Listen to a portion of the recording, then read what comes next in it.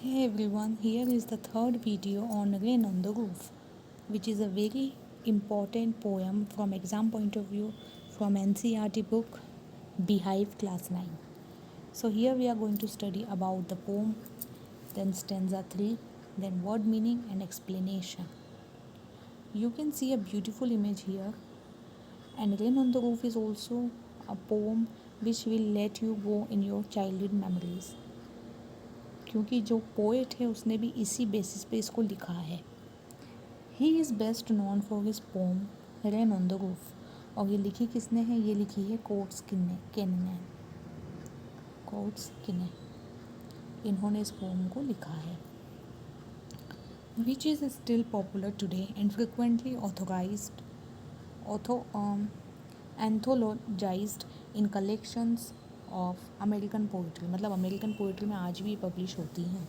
किने wrote during a period of great change and upheaval in the United States. उस समय पे लिखी थी इन्होंने जब यूनाइटेड स्टेट्स में बहुत उथल पुथल सी मची थी, मार्क्ड बाय सिविल वॉर, क्योंकि उस समय सिविल वॉर का टाइम था, and the rapid industrialisation of the nation. और इंडस्ट्रियलाइजेशन भी नेशन का हो रहा था. अब आते हैं स्टैंजा 3 पर कि क्या है इसमें. Now in memories comes my mother. अब मेरी मेमोरीज में, मेरी मतलब किसकी? कोट्स किने की मेमोरीज में मदर आती हैं, उनकी mummy. As she used years agone to regard the darling dreamers, ere she left them till the dawn. Oh, I feel her fond look on me as I list to this refrain. मतलब वो अपनी mother को याद करते हैं. और darling dreamers उन्होंने किसको बुलाया? जिनको सोता हुआ छोड़ के जाते हैं, मतलब बच्चे जितने भी हैं उनको ऐसे सुला के जाती हैं सुबह तक के लिए. डॉन मतलब सुबह के टाइम तक के लिए. I feel her fond look on me. और फिर वो बीच बीच में देखती भी रहती हैं बच्चे सो गए या नहीं. As I list to this refrain which is played upon the shingles by the patter of the rain. Word meaning पर आ जाइए. अब वर्ड मीनिंग्स में है, एड का मीनिंग है old poetic word for before. मतलब पहले के लिए बिफोर के लिए एड वर्ड भी यूज़ किया जाता है. डॉन का मतलब है डे ब्रेक, जब सुबह बिल्कुल हुई ही होती है उस समय का समय.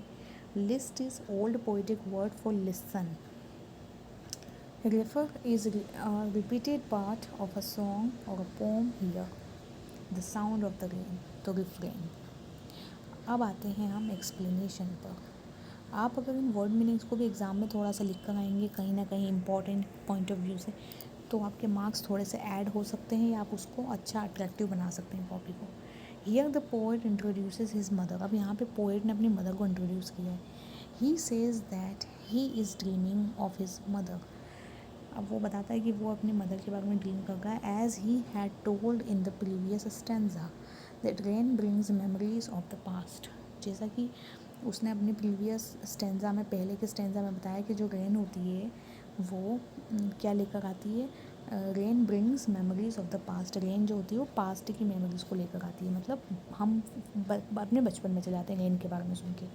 It is the memory of his mother who is no longer alive. अब उनकी मदर तो नहीं है obviously. In the past she use to love him a lot. लेकिन पास्ट में वो बहुत उनसे प्यार किया करती थी. She use to consider him a darling.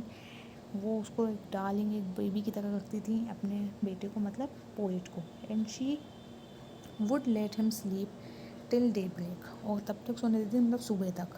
And have sweet dreams. और अच्छे अच्छे सपने बच्चा देखे, ये उनकी चाहत होती थी. The poet can still feel that his mother is looking at him. अब पोएट को आज भी लगता है कि उसकी मदर उसकी तरफ ही देख रही हैं. As he listens to the song made by the raindrops falling on the rooftop on his room. क्योंकि रूफ टॉप पर जैसे बारिश पड़ती है तो उसको, बच्चे को लगता है कि अरे मेरी मदर जो है वो शायद मुझे देख रही हैं. The sound of the rain makes him को relate his past with his present. जो साउंड है रेन का वो को रिलेट कर पाता है पोएट अपने पास्ट से, मतलब अपने प्रेजेंट को पास्ट से. That is why the poet is moved by the sound of the raindrops on the shingles of his room. इसीलिए वो raindrops, shingles जो हो के ऐसे हो के जो raindrops आती हैं उस तक, उनसे बड़ा कनेक्ट कर पाता है. उनकी आवाज़ सुनना उसे बड़ा पसंद है पोएट को.